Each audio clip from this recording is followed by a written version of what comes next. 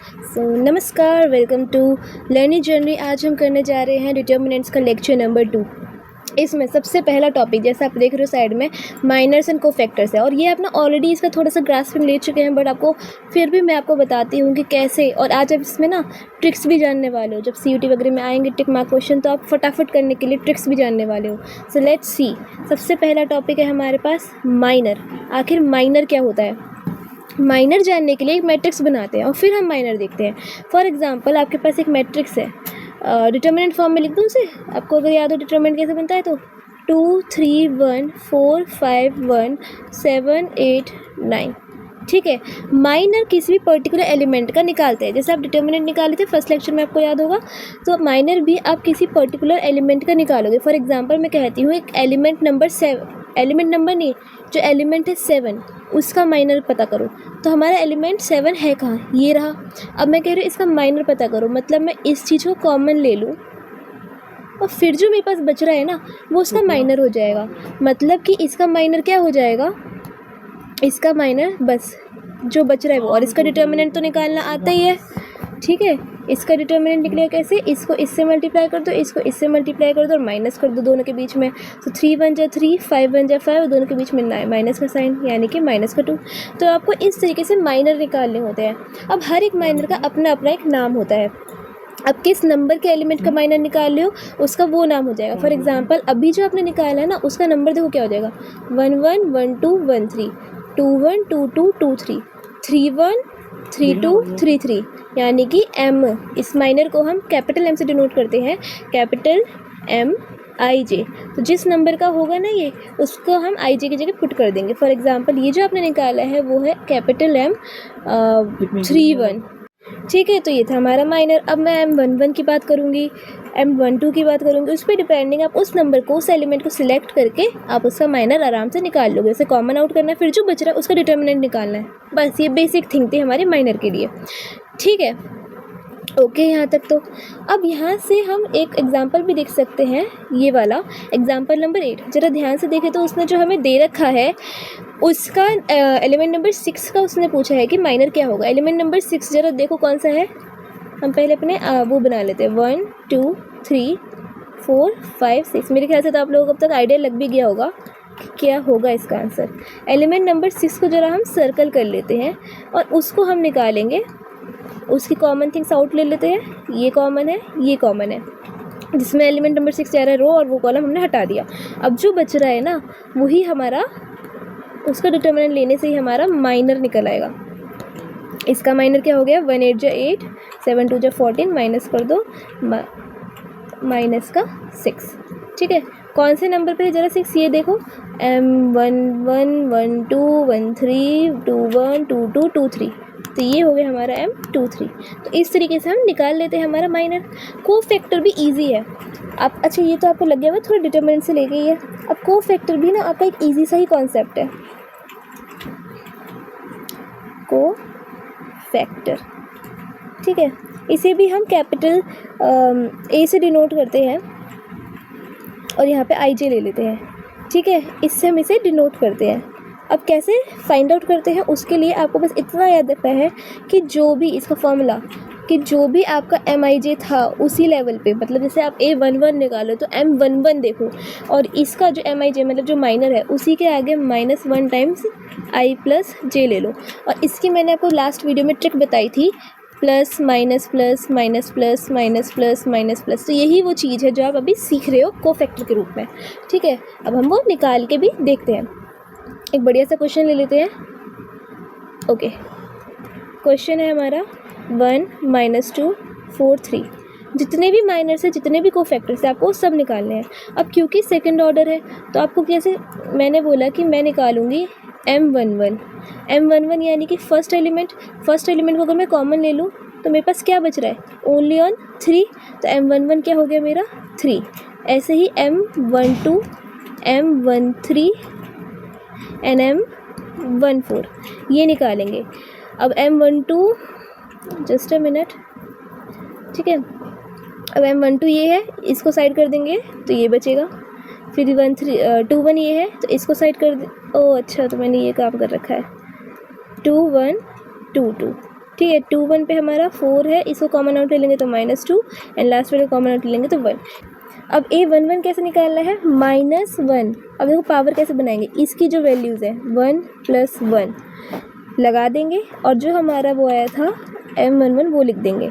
तो -1 की पावर 2 क्या हो जाती है, मतलब -1 × -1। देखो -1 की पावर जब भी इवन है, चाहे 100 ही क्यों ना जाए, -1 की पावर जब भी इवन है उसका आंसर 1 बनेगा, और जब भी ऑड होगी तो उसका आंसर -1 बनेगा। तो ये इवन है तो इसका आंसर 1 बन जाएगा और ये आंसर 3 हो जाएगा।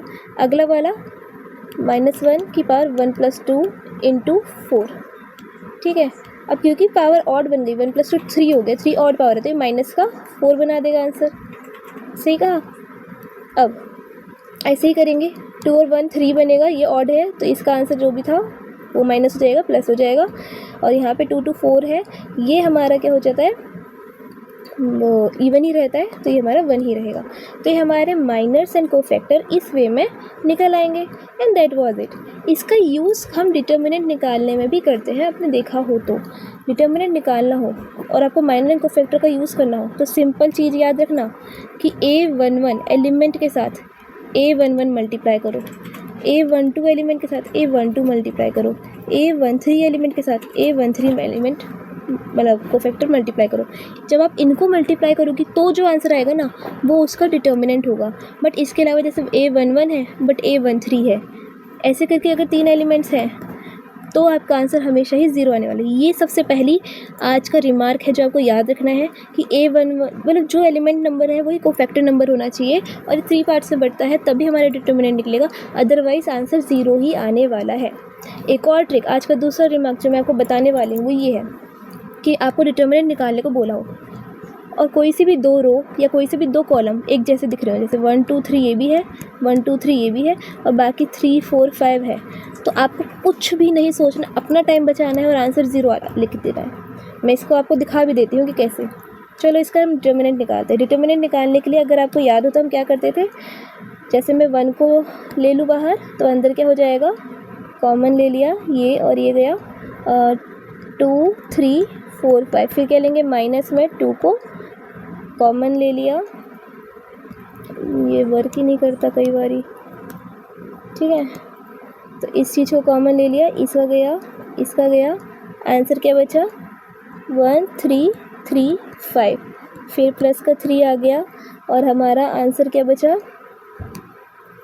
मतलब चीज़ें बची क्या, यहाँ 2 आएगा, इसको लिया 1 2 3 4, ठीक है। इसको जब हम सॉल्व करेंगे सो 1 का 1 5 2 10 -3 4 12, -2 का 1 5 5 -3 3 9, +3 का 1 4 4 -3 6। जब मैं इसे मल्टीप्लाई करूँगी तो देखते हैं इसका आंसर 0 बन रहा है कि नहीं। ओके, 10 -12 क्या हो गया -2, माइनस में 2 इंटू इसको माइनस करेंगे -4 आ जाएगा, माइनस प्लस हो गया एंड 2 4 8 हो गया एंड जब हम 3 इंटू क्या करेंगे -2 तो आंसर माइनस में आएगा और 3 2 6 आ गया। अब मुझे पता है -2 और -6 एक साथ हम -8 लिख सकते हैं और जो बच रहा है वो +8 है, आंसर देखो 0 ही आ गया। तो ये ट्रिक आपको वेरीफाई करने की ज़रूरत नहीं है बार बार, आपके लिए मैंने कर दी वेरीफाई। ओके, अब आपको सिर्फ इतना करना है कि जब किसी पेपर में CUET जैसे पेपर हो गया या बोर्ड्स में हो रहा है तो आपको फटाफट वाला आंसर करना है, तो सिंपली आपको यही करना है, कोई सी भी 2 रो या कोई से भी 2 कॉलम एक जैसे दिख रहे हैं और उनका डिटर्मिनेंट निकालना है तो आपको सीधे 0 कर देना है, कुछ नहीं सोचना, डायरेक्ट 0। एंड सिमिलर केस में ये वाला है, अगर आपको ये वाली चीज़ गिवन है ये निकालना है तब तो आपका डिटर्मिनेंट निकलेगा, अदरवाइज़ कुछ भी दे रखा हो तो 0 ही बनेगा। इसके लिए एक एग्जाम्पल है अगला, वो भी देख लो। उसने बोला माइनर और कोफैक्टर निकालो इस वाली मैट्रिक्स का, और फिर आपको क्या बताना है, माइनर और कोफैक्टर निकालो इस वाली मैट्रिक्स का और फिर वेरीफाई करना है कि आपकी जो आंसर आएगा वो 0 बनेगा। ओ मेरी इसकी बैटरी लो गई, कोई बात नहीं, आपका जो आंसर बनेगा वो 0 बनेगा। पता है 0 क्यों बनेगा, जरा इसके एलिमेंट नंबर और कोफैक्टर नंबर देखो ध्यान से, ठीक है। अब मैं इसका एलिमेंट नंबर और कोफैक्टर नंबर देखूँ ना तो कहीं पे भी मैच नहीं हो रहा, तो इसका आंसर तो 0 बनना ही था। अब आप इसे निकाल के वेरीफाई करोगे, क्या कहते हो, मैं करूँ आपके लिए, चलो एक बार कर ही लेते एक और ऐसा क्वेश्चन, ठीक है, आपको आइडिया लग जाएगा। पर आपको साथ साथ करना है, ओके। ये नहीं कि अब मैं कर रही हूँ और आप सिर्फ देखो वीडियो, ना ना ना, आपको करना है साथ में कॉपी पेन लेके ही बैठे करो जब मेरे साथ बैठो, ठीक है। आपको कॉपी पेन निकालना है और स्टार्ट कर देना। मेरे से पहले स्टार्ट तो नहीं कर दिया, चलो स्टार्ट करते हैं। 2 - 3 5 6 0 4 1 5 -7। अब किसी भी एक रो को पकड़ लो, किसी भी एक कॉलम को पकड़ लो। सॉरी, हमें तो डिटर्मिनेंट नहीं निकालना, सॉरी, हमें तो माइनर्स एंड कोफैक्टर्स निकालने हैं। तो सबसे पहले हम माइनर, अब देखो कितने ही सारे माइनर निकलेंगे, है ना, सबके निकालेंगे। M11 निकालेंगे, M12 निकालेंगे, M13 निकालेंगे, ठीक है। अगर आपको प्लस माइनस का खेल पता है ना, तो मैं डायरेक्ट A11 भी निकलवा सकती हूँ, ठीक है, बट कोई बात नहीं, हम निकालते हैं इसी के साथ। A11, A12, A13, ठीक है, M21, 22, 23,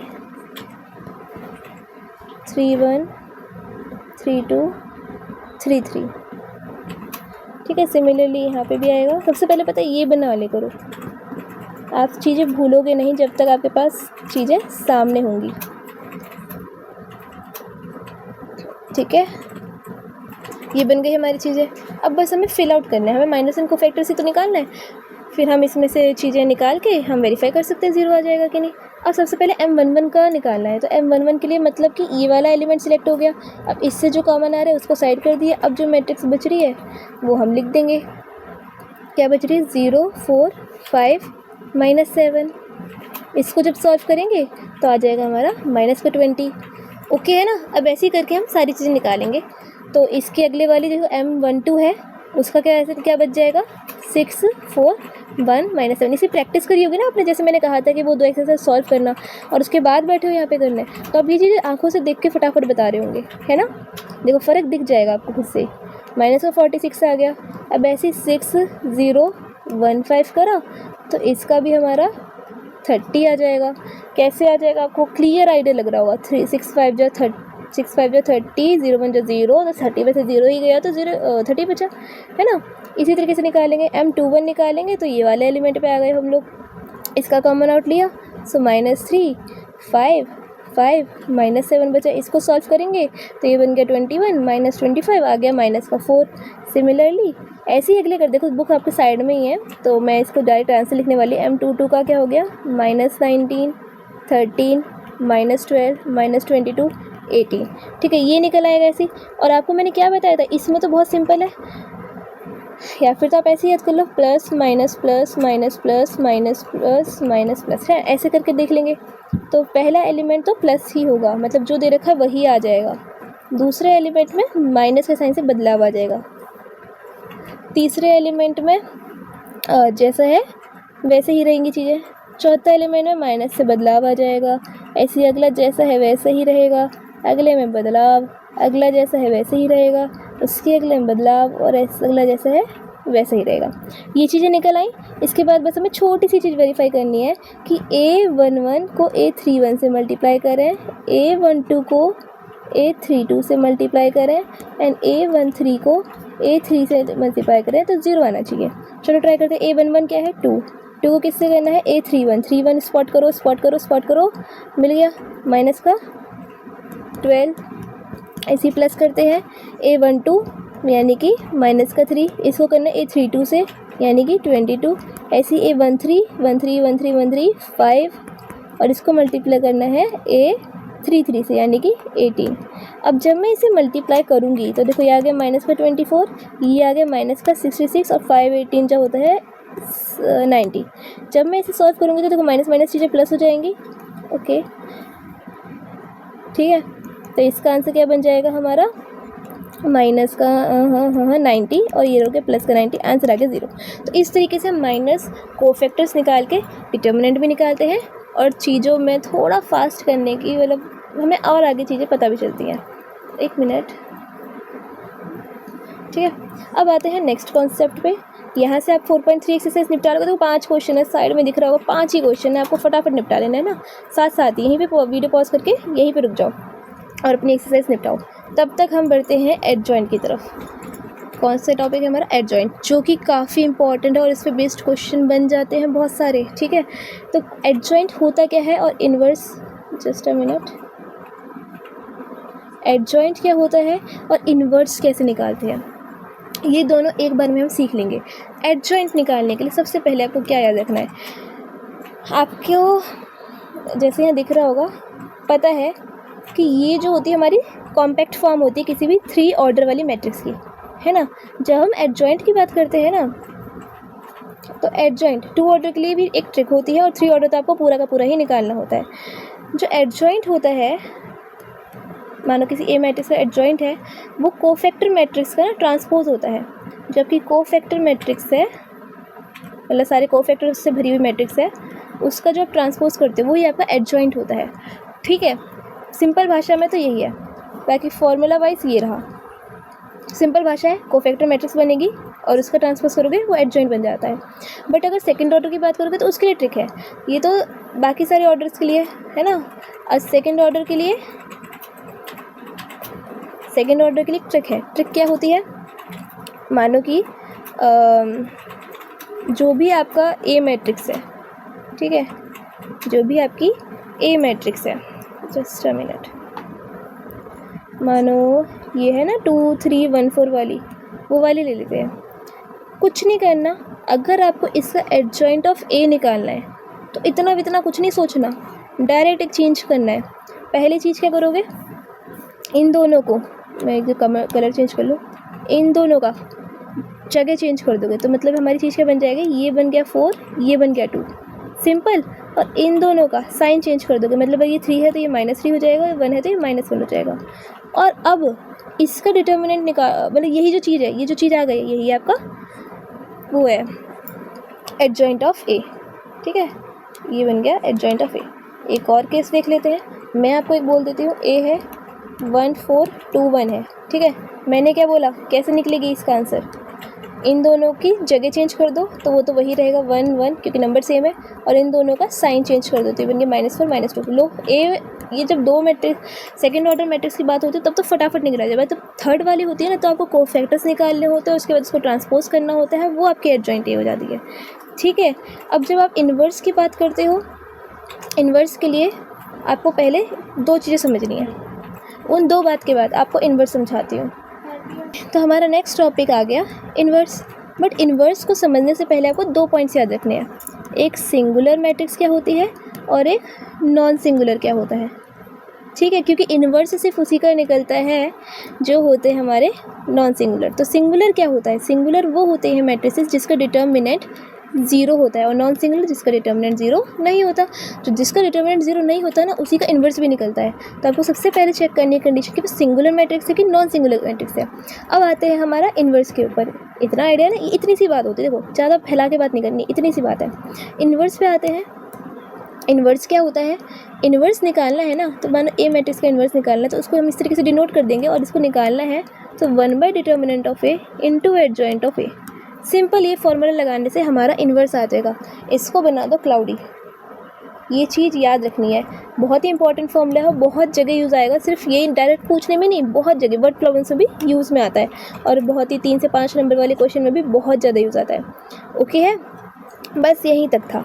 इसके बाद 2 थ्योरम्स हैं, हम वो देख लेते हैं। If A and B are non singular matrices of same order, A और बी है दोनों ही नॉन सिंगुलर है, मतलब कि दोनों का ही डिटर्मिनेंट 0 नहीं है और दोनों का ही ऑर्डर सेम है।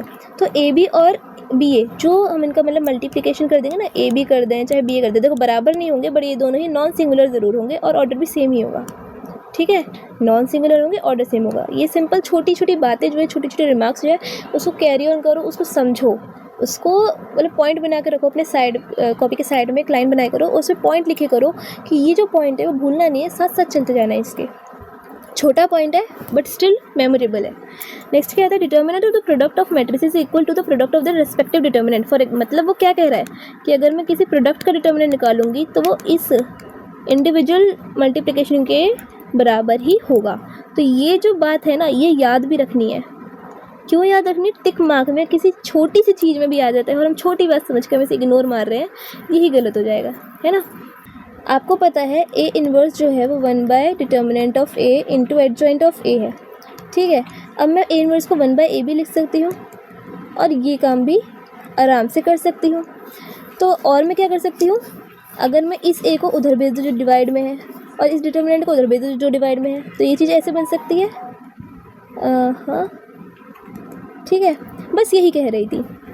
ओके, और यही सिंपल सी बात थी, दैट्स इट। हाँ, इसको ना ये जो 1 मैंने ले लिया, बस ये आई हो जाएगा, तो ये आई इंटू ए डिटर्मिनेंट जाएगा। तो इसीलिए आगे जो क्वेश्चन देखोगे वो इस पर बेस्ड भी होंगे। एक एग्जांपल भी देख लेते हैं कि जब आप एडजॉइंट ऑफ ए इंटू ए करते हो, ये बातें छोटी लग रही होंगी पर इस तरीके के क्वेश्चन मैंने बहुत देखे इसलिए मैं करा रही हूँ। तो इसका सिंपल सा मतलब है, आई से मल्टीप्लाई करा था ना डिटर्मिनेंट ऑफ ए को, तो आई जहाँ पे 1 1 रखता है वहीं आ जाएगा, ठीक है। अब ये डिपेंड करता है कि ए का ऑर्डर क्या था। अगर ए का ऑर्डर 3 है तब तो ये 3 ऑर्डर वाला आई बनेगा, ए का ऑर्डर ज़्यादा होगा तो आई पे डिपेंड करता है बाकी, है ना। तो इसी वजह से जब आप एडजॉइंट ऑफ ए का डिटर्मिनेंट निकालते हो तो वो ए के ऑर्डर पे डिपेंड करता है कि ए का ऑर्डर क्या है। ए का ऑर्डर 3 है ना, तो इसका स्क्वायर बनेगा। बस सिंपल ये बात आपको याद रखनी है, एक ये वाली और एक ये वाली, और ये तो करनी है याद, ठीक है। छोटे छोटे काम बता रही हूँ। अब आते हैं हम एक दो क्वेश्चन ही क्यों ना देख लें, जगह जगह मिल गई। तो square matrix A is invertible if and only if A is a non singular matrix. जो मैंने बताया था वही बात है, ए नॉन सिंगुलर मैट्रिक्स है तो उसका इन्वर्स एग्जिस्ट करता है, और अगर ए का इन्वर्स एग्जिस्ट करता है तो ए नॉन सिंगुलर है। ये दोनों ना बोथ वेज जाती हैं। इफ़ एंड ओनली इफ़ का मतलब ही होता है कि पहली बात ट्रू होगी अगर दूसरी बात ट्रू होगी, और अगर दूसरी बात ट्रू होगी अगर पहली बात ट्रू होगी, तो दोनों एक दूसरे के लिए ट्रू होंगे तभी ये वाला काम वर्क करेगा। ए मैट्रिक्स है, चलो इसका ए इन्वर्स निकालते हैं, ठीक है। ए मैट्रिक्स क्या दे रखी है हम पहले वो लिख लें, 1 3 3 1 4 3 1 3 4। सबसे पहले ए का डिटर्मिनेंट निकालना चाहिए अगर हमें ए इन्वर्स निकालना है तो। पर एक चीज़ देखो, क्या कोई सी भी रो या कोई सा भी कॉलम मैच कर रहा है? नहीं तो मैं डिटर्मिनेंट बोल दूँगी 0 है और नॉन सिंगुलर या कहते सिंगुलर हो गया, अब इसका इन्वर्स एग्जिस्ट नहीं करता है ना, सिंपल बात। बट बाकी इसका डिटर्मिनेंट तो 0 नहीं बन रहा है क्योंकि कोई भी रो या कोई सी भी दो कॉलम सेम नहीं आ रहे हैं। तो निकालने के लिए सबसे पहले हमें डिटर्मिनेंट ऑफ ए निकालना है, फिर एडजॉइंट ऑफ ए निकालना है, तो हमारा ए इन्वर्स आ जाएगा, ठीक है। तो हमें निकालना है डिटर्मिनेंट, हमने फर्स्ट रो चूज़ कर लिया, चलो इससे डिटर्मिनेंट निकालते हैं। फर्स्ट एलिमेंट लिए, उसके बाद जो डिटर्मिनेंट बच रहा है जिसका वो ले लेते हैं 4 3 3 4। फिर ये माइनस में जाएगा, अगर आपको कलर्स हमारे वो वाली स्कीम याद हो, प्लस माइनस वाली, सो हम वो वाला यूज़ करेंगे। सो माइनस का 3 एंड इसको कॉमन आउट ले लिया तो 1 3 1 4 एंड देन प्लस का 3 एंड इसको कॉमन आउट ले ले तो 1 4 1 3। अब जरा इसका डिटर्मिनेंट निकालते हैं। सो 1 का 1 एंड 4 4 जो 16 माइनस 3 3 जो 9 माइनस 3 का 1 4 जो 4 माइनस 3 1 जो 3 प्लस 3 का 3 1 जो 3 माइनस 4 1 जो 4। इसको करने के बाद 16 में से 9 जाते हैं तो कितना बचता है 7। और फिर यहाँ पे करेंगे तो ये 4 माइनस 3 1 हो गया, तो माइनस 3 1 जो माइनस 3, ये 3 माइनस 4 माइनस 1 हो गया तो plus 3 into minus 1 equals to minus 3। तो आंसर आ गया 7 माइनस 6 यानी 1, जो कि 0 के बराबर नहीं है। तो ये हो गया हमारा नॉन सिंगुलर, यानी इसका इन्वर्स एग्जिस्ट करता है। बट अगर आप क्वेश्चन ध्यान से देखो तो उसने कुछ पहले वेरीफाई करने को बोला है, और पता है एक बात, इस चीज़ को वेरीफाई करने से हमारा इन्वर्स आ सकता है। तो चलो हम पहले चीज़ वेरीफाई कर लेते हैं। हमें वेरीफाई क्या करना है, टू वेरीफाई। देखो डिटर्मिनेंट निकालना सबसे पहले काम हमने कर लिया है तो इतना ज़्यादा काम बचा नहीं है। वेरीफाई क्या करना है अब हमें कि ए को अगर मैं एडजॉइंट ऑफ ए से मल्टीप्लाई करती हूँ तो वो डिटर्मिनेंट ऑफ ए इंटू आई है। चलो लेट्स चेक इट, ये हमारा आंसर सही बनाता भी है कि नहीं। पर इसके लिए ना आपके पास ए मौजूद है, आप चलो एक आई भी बना दोगे क्योंकि ए 3 क्रॉस 3 ऑर्डर का है, तो आई हमारा 3 क्रॉस 3 ऑर्डर का बन जाएगा।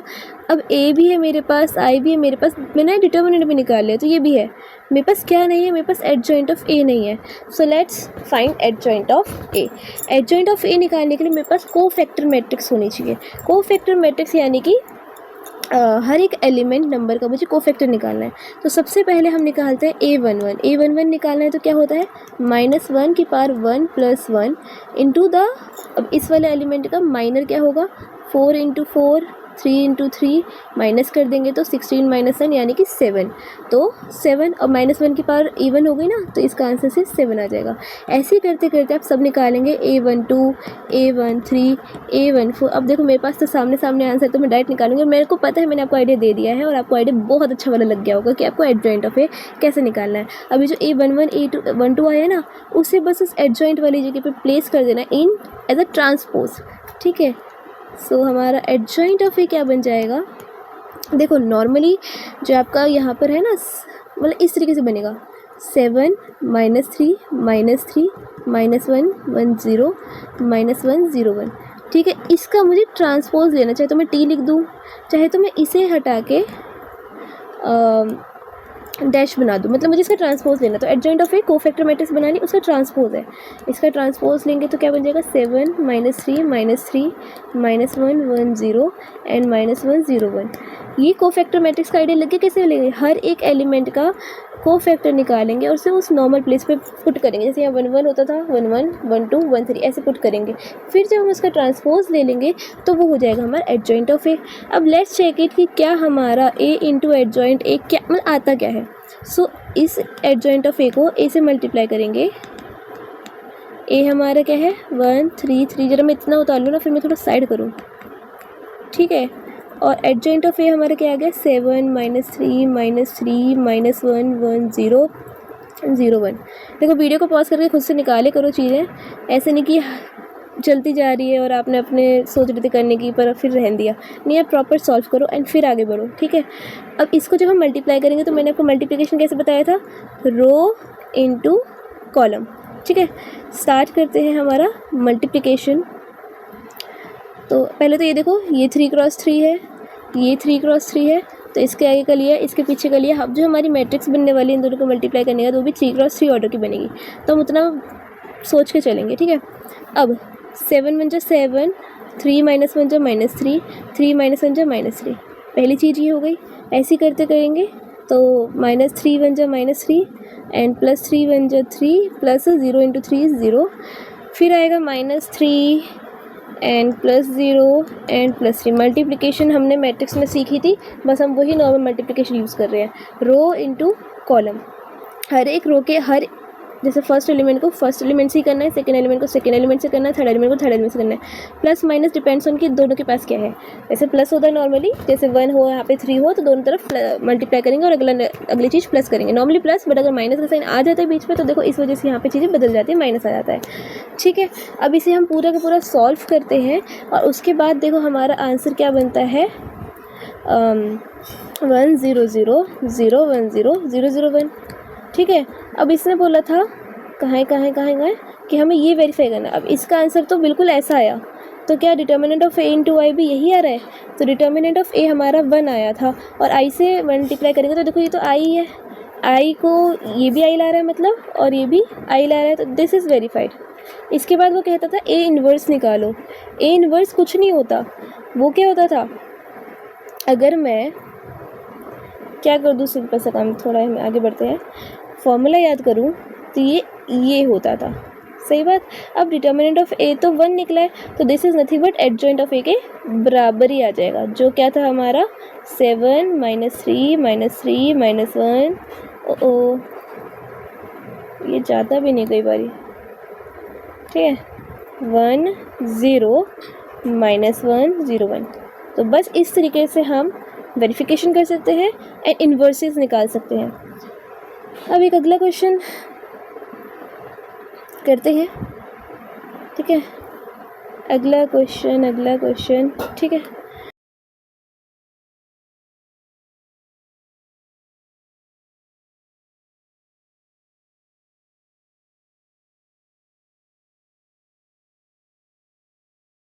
ये क्वेश्चन है बहुत इजी है।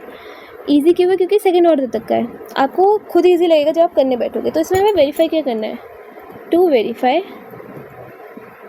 कि अगर मैं ए बी का इन्वर्स, ये प्रॉपर्टी है वैसे, ए बी का इन्वर्स लूँ तो पहले बी इन्वर्स होगा फिर ए इन्वर्स होगा, ठीक है। और आपने देखी होगी कि ये वाली प्रॉपर्टी बहुत जगह फॉलो होती है। ट्रांसपोज लिया था तब भी ऐसे कहा था ना कि इसको कि ए बी का अगर ट्रांसपोज लूँ तो पहले बी का ट्रांसपोज होगा फिर ए का ट्रांसपोज, तो बिल्कुल वैसे ही है। ओके, अब मैं ज़रा काम शुरू करूँ अपना। अब मुझे ए इन्वर्स निकालना है, तो सिंपल मुझे एक काम करना होगा, मुझे पहले ए बी निकालना है, फिर ए बी का डिटर्मिनेंट निकालना है, फिर ए बी का इन्वर्स निकालना है। ठीक है, वैसे मुझे सबके ही डिटर्मिनेंट्स निकालने हैं। सो आर वी रेडी?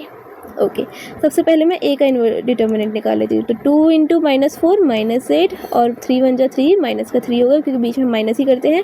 सो इसका आ गया माइनस का 11 जो कि 0 नहीं, मतलब इसका इन्वर्स एग्जिस्ट करता है। देखो माइनस हो सकता है बट 0 ना हो, 0 होते इन्वर्स एग्जिस्ट नहीं होगा, चाहे माइनस वाले कुछ भी हो जाए। बी का डिटर्मिनेंट निकालेंगे तो 1 3 जा 3 एंड -2 जा -1 जा, ये हो गया प्लस का 2 पर आने का माइनस का 2 क्योंकि होता माइनस है एक्चुअली। ये दोनों मिलकर प्लस बन गया ना, और एक माइनस जो हमारा ओरिजिनल था, और यहाँ आ गया 1, वो भी 0 के नहीं, मतलब इसका भी इन्वर्स एग्जिस्ट करता है, उसका भी इन्वर्स। अब इसका इन्वर्स निकालने के लिए मुझे चाहिए एडजॉइंट ऑफ ए, है ना, और इसका इन्वर्स निकालने के लिए एडजॉइंट ऑफ बी, जो कितना ईजी है, क्या बताया था, मुझे सिर्फ क्या करना है, ये जो चीज़ है उसको इंटरचेंज कर देना है। तो एडजॉइंट ऑफ ए क्या आ गया, -4 2, और इन दो चीज़ों का मुझे साइन चेंज कर देना है, -3 -1। सिमिलरली इसका करेंगे तो 3 1 2 1, माइनस माइनस है ना दोनों तरफ, तो मैंने नॉर्मल लिख दिया। अब ये आ गया, तो ए का इन्वर्स क्या आ गया, पहले हम निकालते हैं ए का इन्वर्स। ए का इन्वर्स आ जाता है हमारे पास 1/a ऐसे, ठीक है। तो इसको करेंगे जब हम सॉल्व, तो 1/-11 इंटू दिस थिंग, ठीक है। और बी का निकालेंगे, मतलब बी इन्वर्स निकालेंगे, सो ये तो 1 ही आया था, तो कुछ नहीं, ये नॉर्मली यही आ जाएगा, ठीक है। अब वो कहते हैं बी इन्वर्स और ए इन्वर्स को मल्टीप्लाई कर दो। हम ना पहले ये वाली साइड निकाल लें, तो बी इन्वर्स और ए इन्वर्स को मल्टीप्लाई करेंगे तो देखो क्या आएगा, पहले हमें बी इन्वर्स को करना है। सो ये तो स्केलर है, तो आगे लिख ही सकते हैं कैसे भी करके। अब बी डालेंगे 3 2 1 1, और फिर ए इन्वर्स डालेंगे -4 -3 -1 -2, और जब हम इसे मल्टीप्लाई करेंगे से नॉर्मल वाला बन जाएगा, क्योंकि अंदर से माइनस हम कॉमन ले सकते हैं, और आ जाएगा ये चीज़। ये आप खुद से ट्राई करना और मुझे बताना है कि क्या आपका आंसर ये आ रहा है कि नहीं आ रहा, ठीक है। अब इतना होने के बाद अब मुझे ये वाली साइड चेक करनी है कि क्या ये भी यही लेके आ रही है। देखो लानी तो चाहिए, बट बाकी हम फॉर्मेलिटी है ना, चेक करेंगे। ए बी निकालते हैं, तो 2 3 1 -4 को मल्टीप्लाई करेंगे 1 2 -2 -1 3 से, तो हमारा आंसर देखो क्या बन जाएगा, -1 5 5 -14। अब इसका ही हम डिटर्मिनेंट निकाल लें तो हमारा आंसर क्या बन जाएगा, -1 -14 जो 14, 5 5 जो 25, माइनस का 25, और इसका आंसर आ गया -11 जो 0 नहीं है कुछ भी करके, है ना। तो ये भी इसका मतलब है कि नॉन सिंगुलर मैट्रिक्स हो गई, और इसका इन्वर्स भी एग्जिस्ट करता है। अब मुझे एडजॉइंट ऑफ इन बी निकालना है, सो वो भी इजी है। कैसे करेंगे, इन दोनों को इंटरचेंज कर देंगे और इन दोनों का साइन चेंज कर देंगे, ठीक है। ये चीज़ निकल आई। और अब मैं इस ए बी का इन्वर्स निकालूंगी तो क्या हो जाएगा, 1/a का determinant into adjoint of A B, जो कि क्या आ जाएगा 1/-11, और इस पूरे में से माइनस कॉमन ले लूँगी तो ये भी हट गया, ठीक है। तो बन गया 1/11 और अंदर बच गया ये। और अगर मैं इसको और इसको मैच करूँगी तो ये दोनों सेम है। इतने सिंपल क्वेश्चंस हैं, ठीक है। अब जो बहुत ज़्यादा इंपॉर्टेंट क्वेश्चन है, जिसका यूज़ बहुत जगह जो होने वाला है, तो हम वो करते हैं। क्वेश्चन एग्जाम्पल नंबर 15 आपके सामने आ चुका है। Just start with it. 2 3 1 2। इस टाइप के क्वेश्चन तो आपको बहुत सारे करने हैं। हमें क्या वेरीफाई करना है कि हमें इस टाइप का क्वेश्चन आई थी, मैं पहले करा चुकी हूँ, देखते हैं। अब हमें इस चीज़ को वेरीफाई करना है, तो मुझे बस इस चीज़ को 0 के बराबर लेके आना है, ओके। तो सबसे पहले ए स्क्वायर निकालते हैं। ए स्क्वायर क्या आ जाएगा, दिस ए इंटू ए, ठीक है। रो से कॉलम मल्टीप्लाई करेंगे तो हो जाएगा 2 2 जा 4, 3 1 जा 3, 2 3 जा 6, 3 2 जा 6, 1 2 जा 2, 2 1 जा 2, एंड 1 3 जा 3, 2 2 जा 4। दैट मीन्स इसका आंसर हो गया 7 12 4 7। ये आ गया ए स्क्वायर, सही बात। इसके बाद हमें निकालना है 4 टाइम्स ए। 4 टाइम्स ए मतलब कि 4 को ए के हर एक एलिमेंट से मल्टीप्लाई कर दो। 4 2 जा 8, 4 3 जा 12, 4 1 जा 4, 4 2 जा 8। ये आ गया 4a। और आई देखो सेकंड ऑर्डर का बनेगा तो 1 1 0 0, ठीक है। अब इन सबको एक साथ पुट करते हैं, यानी कि ए स्क्वायर -4a प्लस आई करते हैं, तो हमारा आंसर देखो क्या बनेगा। सबको एक साथ लिख लो, तो इसका फर्स्ट एलिमेंट, इसका फर्स्ट एलिमेंट, इसका फर्स्ट एलिमेंट साइन के अकॉर्डिंग 7 माइनस है 4 है तो माइनस का 8 और प्लस है आई तो प्लस का 1। ऐसे अगला करेंगे 12 माइनस 12 प्लस 0। अगला करेंगे 4 माइनस 4 प्लस 0 और उसके बाद करेंगे 7 माइनस 8 प्लस 1। तो इसको जब हम सॉल्व करेंगे तो 7 और 1 बन के 8 हो गया, 8 में से 8 गया 0, ये गया 12 में से 12 0, 4 में से 4 गया 0 और यही वाला केस है अगेन तो ये भी 0। देखो 0 आ गया। बस इतना सिंपल है आपका आंसर। अब उसने क्या बोला, आगे का जो क्वेश्चन है वो है आगे का, ठीक है, उसको समझना है। उसने ये तो बोल दिया कि चलो आई भी मिल गया आपको, 0 भी मिल गया। 0 तो एक 0 मैट्रिक्स है, देखो आपको दिख रहा होगा 2 क्रॉस 2 करके 0 मैट्रिक्स है। अब वो कह रहे हैं कि इस इक्वेशन का यूज़ करके आपको ए इन्वर्स निकालना है। देखो ये तो निकालना बहुत ईजी था, अब इस इक्वेशन का यूज़ करके ए इन्वर्स कैसे निकाला जा सकता है वो भी बताती हूँ। इक्वेशन का यूज़ करना है ना, तो इक्वेशन को जरा हम साइड लिख लेते हैं, ठीक है। ए स्क्वायर को हम ए लिख सकते हैं, इसको माइनस का 4 है और सामने हम भेज देंगे माइनस आई को, सिंपल। अब क्या करेंगे हम, दोनों मतलब तरफ हम ए इन्वर्स से मल्टीप्लाई कर देंगे, तो A inverse minus 4a A inverse equals to minus I का ए इन्वर्स, ठीक है। अब इसमें से हम इन दोनों को कॉमन ले लें तो आई बन जाएगा, तो ए आई माइनस इसका लेंगे तो आई बन गया 4i इंटू इसको करेंगे तो ये बन गया माइनस ए इन्वर्स। अब बस हमें नॉर्मली सॉल्व करना है, इस ए इन्वर्स को निकालेंगे तो वो क्या बन जाएगा 4i माइनस ए आई, ठीक है। ए आई इज़ नथिंग बट वैसे आई हो गया, सो 4i माइनस ए, तो 4 टाइम्स आई 1001 माइनस ए का है ए का है ए का है ये वाला 2312 करेंगे हम इसे माइनस, तो इसका आ जाएगा 4004, उसमें से माइनस करेंगे 2312, तो 4 में से 2 गया 2, 0 में से 3 गया -3, 0 में से 1 गया -1, 4 में से 2 गया 2। ये आ गया हमारा ए इन्वर्स, ठीक है। कैसे करा हमने, इसको सिंप्लीफाई करा, ए स्क्वायर को खोला ए में, फिर जो चीज़ आ गया, अब यहाँ तो इन्वर्स हमें दिख नहीं रहा, तो हमें इन्वर्स से मल्टीप्लाई करना पड़ेगा, हर तरफ कर देंगे। हर तरफ करने के बाद हमें पता है कि ए इन्वर्स आई होता है, तो हमने इसे आई लिख दिया, हर एक ए इन्वर्स जो जहाँ पे भी एक साथ है उसे आई लिख दिया। और जहाँ आई है, आई का मतलब कुछ नहीं 1 ही है, तो A into I is nothing but A and A inverse into I is nothing but A inverse. अब मैं माइनस का साइन हटाना चाहती हूँ इन्वर्स के पास से, तो हमने माइनस उधर भेज दिया, जिसकी वजह से 4i पहले आ गया और माइनस से बाद में आ गया, बस। इसके बाद हमने सॉल्व कर दिया है। देखो जरा एक्सरसाइज देखें तो एडजॉइंट निकालना है, हो जाएगा। वेरीफाई करना है, हो जाएगा। इन्वर्स करना है, हो जाएगा। हमने ऑलरेडी बहुत सारे क्वेश्चन कर लिए इस पे बेस्ड। वेरीफाई करना है, हो जाएगा। आपको इक्वेशन वेरीफाई शो करनी है और फिर इन्वर्स निकालना है, ये भी हो जाएगा। तो ये सारे क्वेश्चन इतने आसान हैं, इतने आसानी से आप ये सारे क्वेश्चन कर सकते हो।